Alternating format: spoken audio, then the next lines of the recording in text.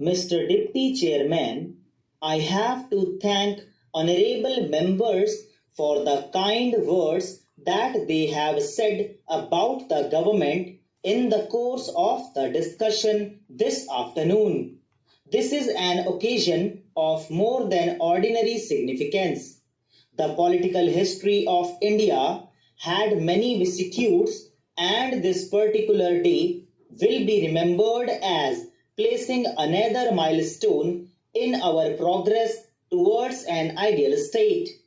There have naturally been many storms, and we have had to pass through considerable stress and strain. Yet it is a great pleasure to me to tender my felicitations to the honorable members of the House. During the last 10.5 months, the country had been resounding with the echoes of the States Reorganization Commission, the proposals made by it, the various claims put forward by individual groups and government, and the comments and criticisms made by innumerable persons from the press, from the public platforms, from the floor of the legislatures, and ultimately from the floor of the two houses of parliament itself.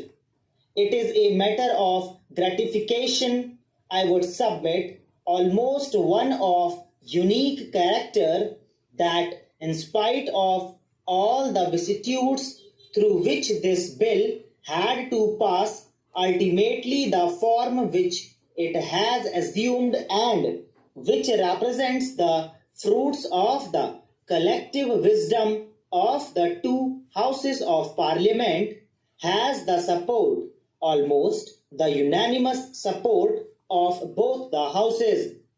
I would like honorable members just to place before themselves the picture of the new map of India.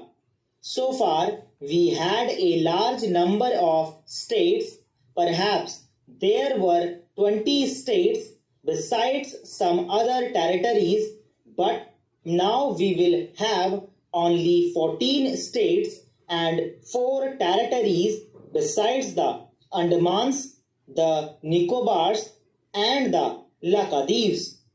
The citizens of this country will be living in the states, and only less than 2% or just near about 1% will be living in the centrally administered areas. It is worth considering now whether we have not really succeeded in evolving a scheme of which we all can well be proud. If honorable members will consider the case of each individual state, they will find that almost unanimity had been reached, except in the case of Ahmedabad in Gujarat. If you take one state after another, you will find that almost all people in the country have now accepted the scheme that is contained in this bill.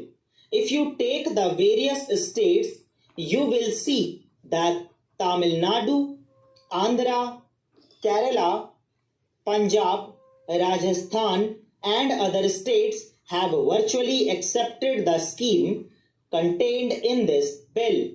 It is unfortunate that there has been some amount of difference in Ahmedabad in regard to the bilingual state of Bombay, which was introduced in this bill with the unanimous support of the members of the Lok Sabha, and I hope with the backing of most of the members of the Rajya Sabha, if not of all of them. I do not want on this occasion to enter into petty controversies. This is too big an occasion to admit of any trivial points by way of debate or otherwise. It is my confirmed opinion that the country has succeeded in achieving results which will prove to be of an enduring character and which will take it forward on the road to progress, prosperity, and to absolute security and safety. The unity of India will indeed be helped by the rational distribution of the territories of the country. There has been a long standing hankering on the part of large multitudes that their areas should be reorganized. It was but proper that the government should have appointed a States Reorganization Commission to deal with that matter. The commission worked very hard and made their recommendations. We are obliged to the commission for the thought that they bestowed on the ticklish and knotty problems. Well, there were certain matters to which the government had to give further consideration, though they had always been anxious to translate into concrete form what emanated from the commission. Whatever changes have been made have been, I believe, for the better, and they have made the entire scheme more acceptable. The bill that was placed before the House was certainly placed with the approval of and at the instance of the Cabinet. All that was done in the regular way. I do not want to go into details, nor do I consider it necessary to make any retort about what might have been said, because, as I said, this is too solemn an occasion for such an operation. I may also observe that we have no fault to find with anybody.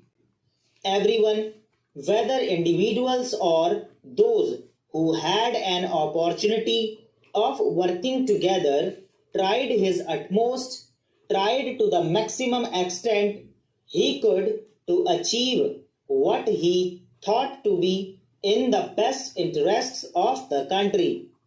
Well, some things had not been as perfect as one would have liked them to be.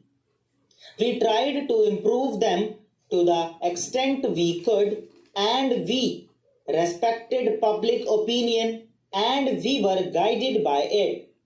So far as the bilingual Bombay state is concerned, I believe that everybody accepts that it is an ideal solution for Bombay. Without being unfair, no one can find fault with government for having agreed to accept a proposal which I think 99% in the country is considered to be the best solution to this very ticklish and almost insoluble problem which had engaged the attention of this and also of the other house continuously for days and days and for weeks and weeks. I am glad that today the scheme that we have has the backing, the goodwill, the blessing, and the support of the entire people in the country. There may have been some errors, there may have been some aberrations. Well, that is unavoidable in human affairs, but after all, man learns by mistakes, and wisdom is ultimately the result of the lessons learnt from a series of mistakes that are committed.